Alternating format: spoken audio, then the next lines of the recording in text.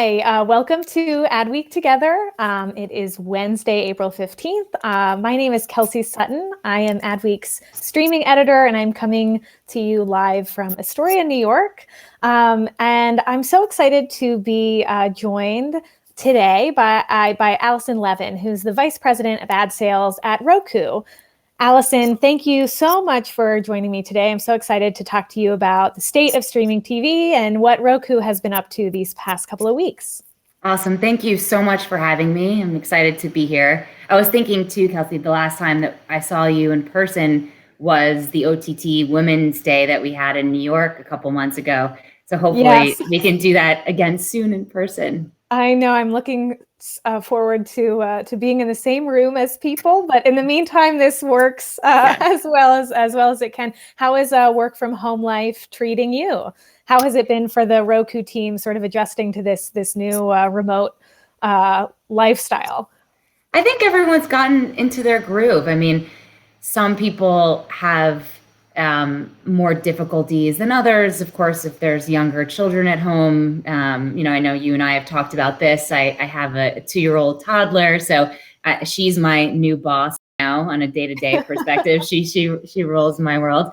But we've all gotten on a great cadence of communication. Roku uses Slack very heavily. We've got Slack groups that we use very, very often.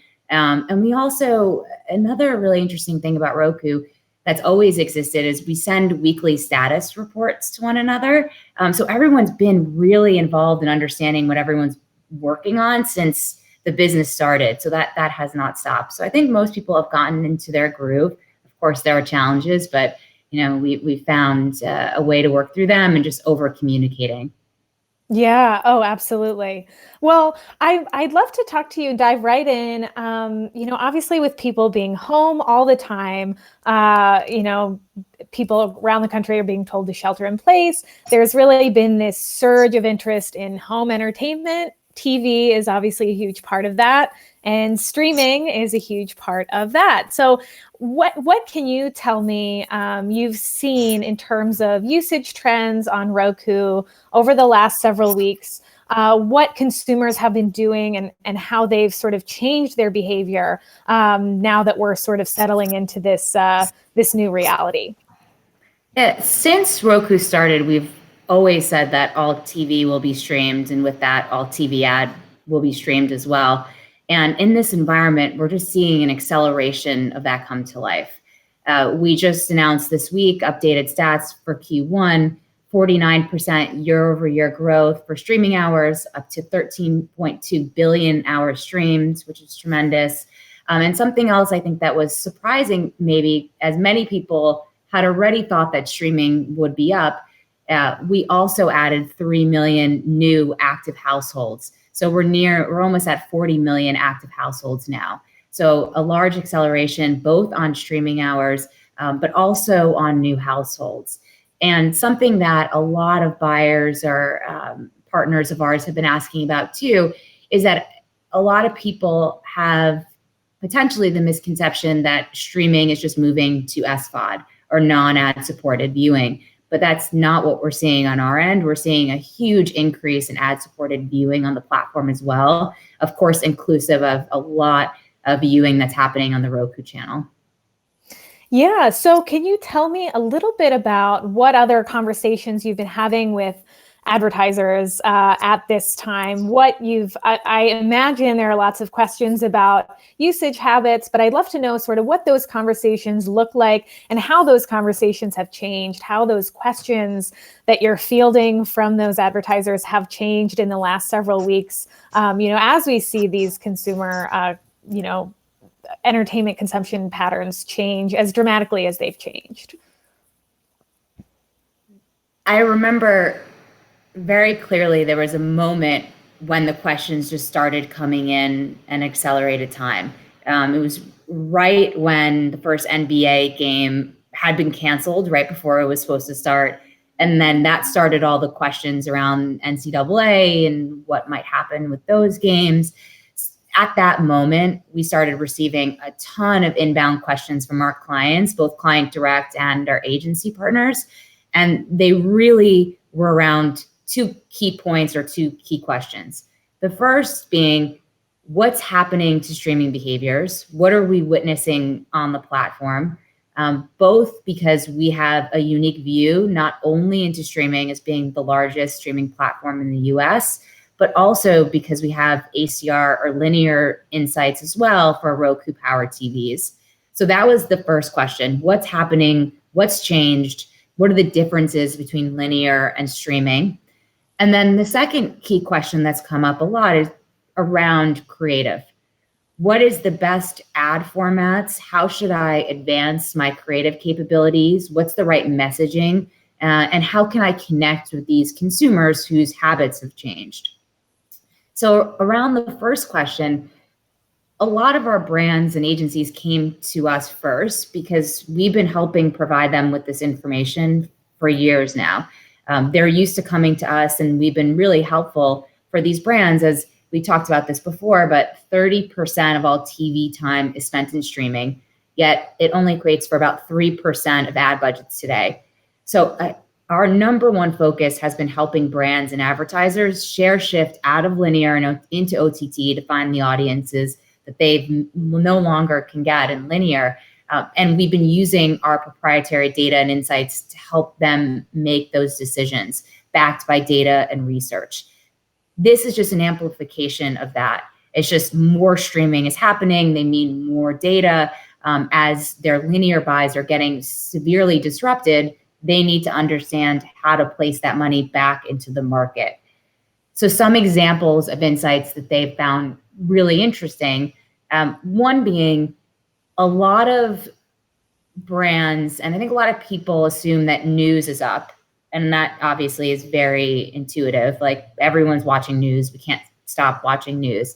There's definitely a pop in news viewership on the platform. But what we're actually really seeing is a huge increase in TV and movie consumption, ad-supported TV and movie consumption.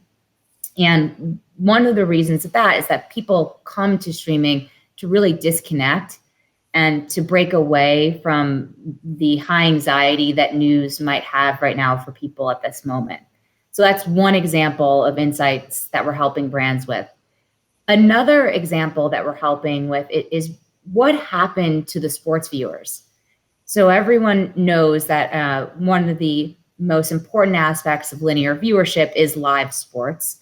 But where do those viewers go if live sports aren't available anymore? What we noticed and what we saw both with our linear insights, but also our streaming insights, is that heavy sports viewers are not watching more time in linear, but they're actually shifting their viewership of linear into OTT, and they're watching 2 times the average Roku household in streaming right now. So they're not finding other content in linear. They're going to streaming to choose the content they want to watch when they want to watch it and replacing their time that way. So that's an insight that's been very helpful for brands who are reallocating dollars that were supposed to be in live sports and moving them into OTT, into Roku's platform.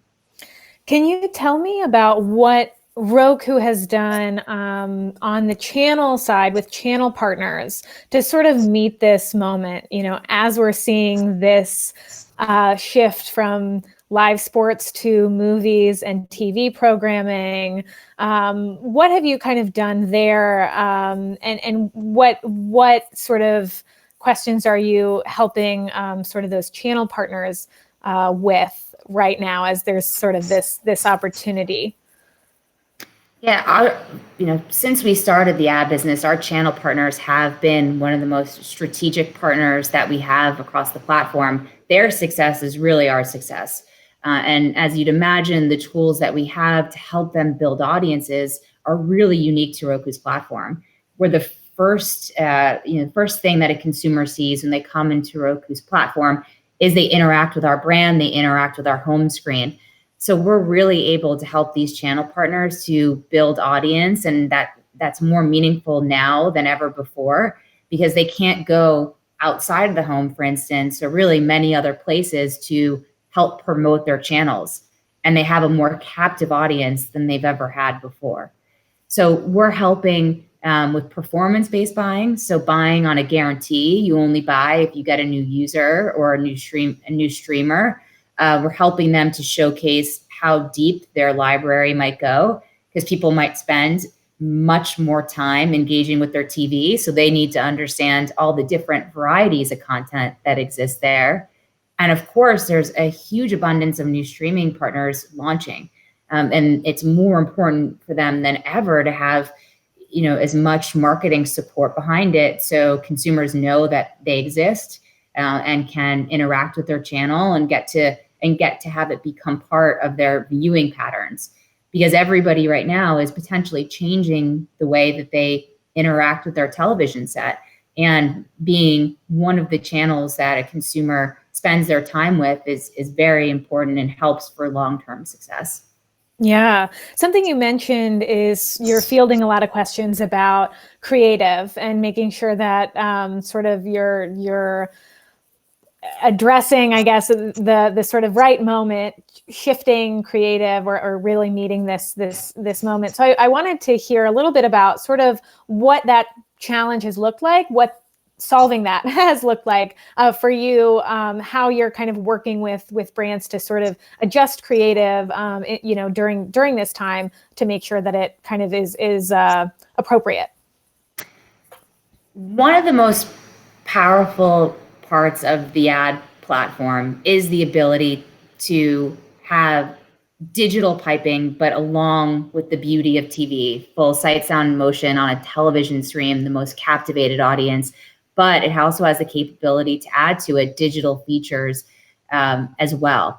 So a great example of this is we're helping a lot of our brands who might have bought us for a 15 or 30-second video spot add interactivity to those spots to drive a new behavior that they might not have promoted before. A great example is with QSR. They're working with us now. First was a standard spot, and now we're adding interactive capabilities to make sure that consumers know that they can order online, they can see where the nearest location is, they might be able to drive a coupon to their mobile phone. And this is really important both for retail, for QSR, for all of the companies that are open in business and do e-com. This has been a huge area of focus, and they've been really excited that we're able to offer that capability. And that's not something that linear could offer them right now. So that has been a huge area of focus for us, is helping these brands transition their creative executions, maybe out of a standard 15 or 30 and make it more interactive. And I think that's a trend that one of the trends that we'll see that won't go back. Once they add those capabilities and see that they can have TV with benefits, they might not ever go back to not having that, which is great and really exciting. Another area around creative and creative adaptation is around our sponsorship business. So for quite some time, we've been helping brands connect with a consumer beyond a 15 or 30-second spot in a deeper way. So for instance, we have the ability for a brand to sponsor a $4.99 movie credit from Fandango. Well, now that is more important than ever before. Like, families love getting free stuff, or anyone loves getting free stuff. It's the #1 search term on Roku's platform. But now your brand can offer someone a free $4.99 movie credit when you're home with your family all the time. Like, that means a whole lot. Another key initiative for Roku has been our Home Together initiative.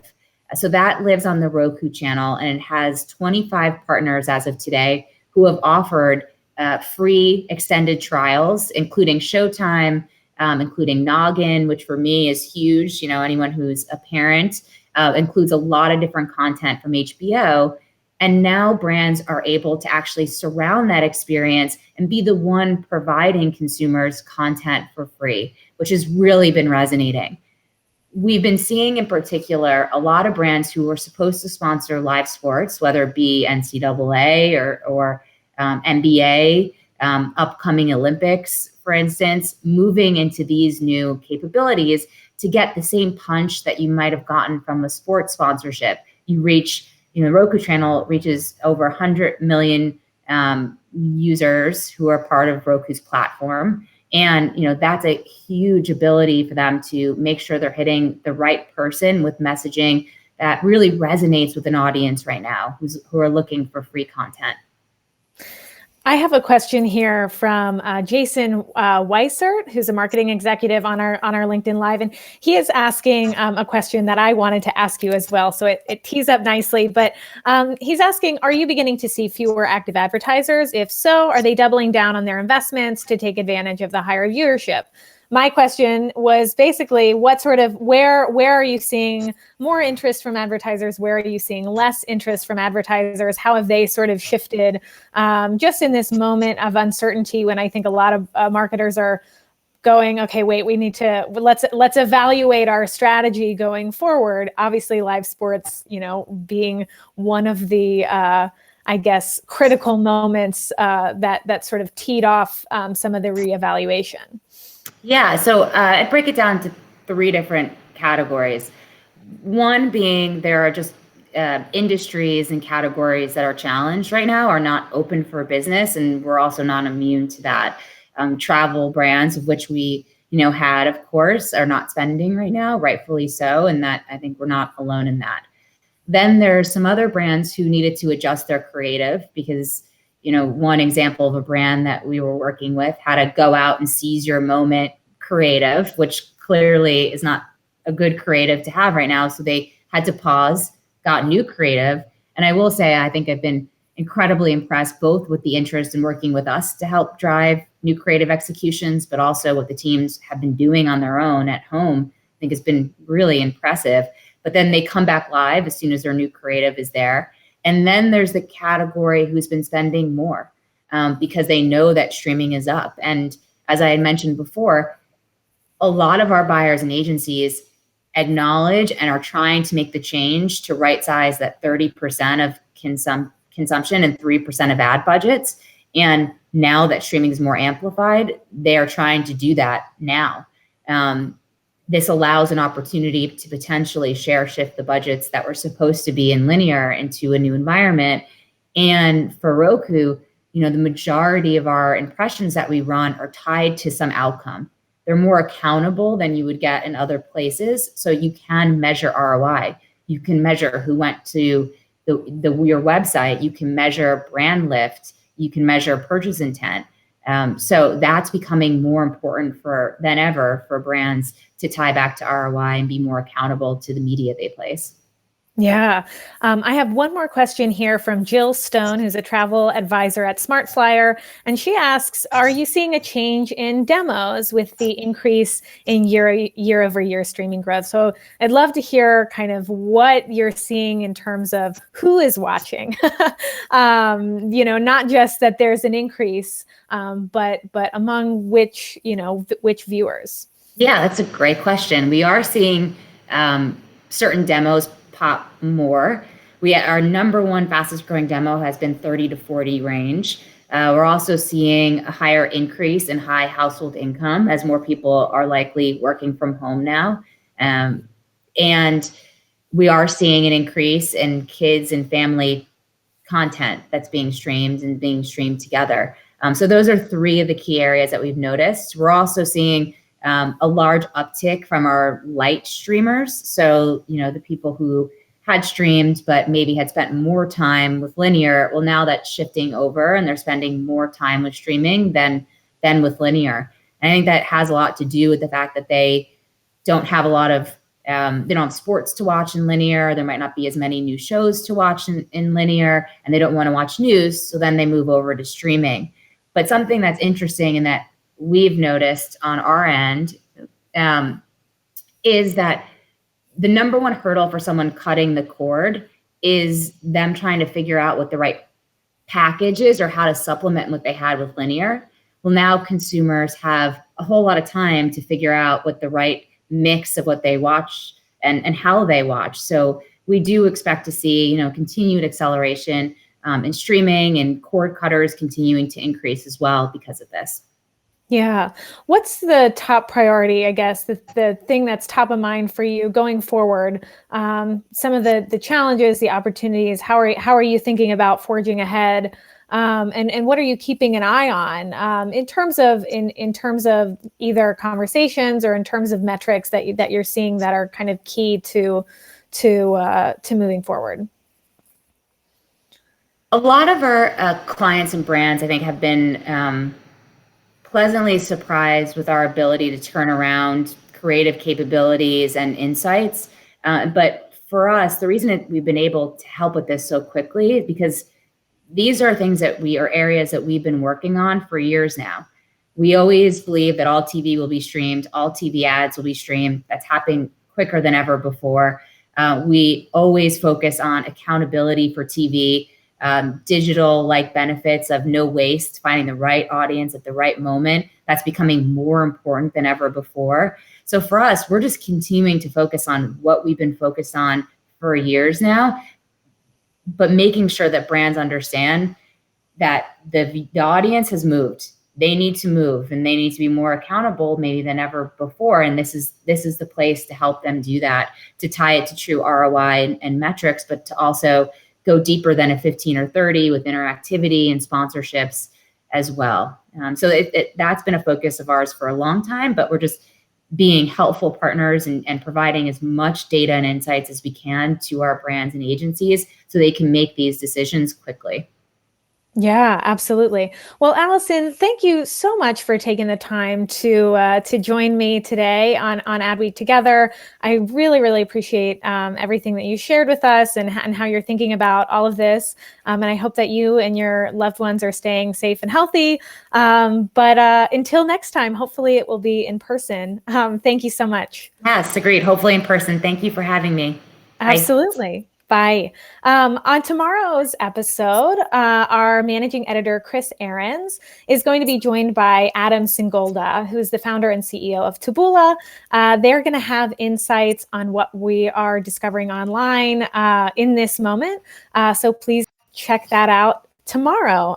Thank you so much for joining me. And feel free to head on over to adweek.com and read us over there. Thanks a lot.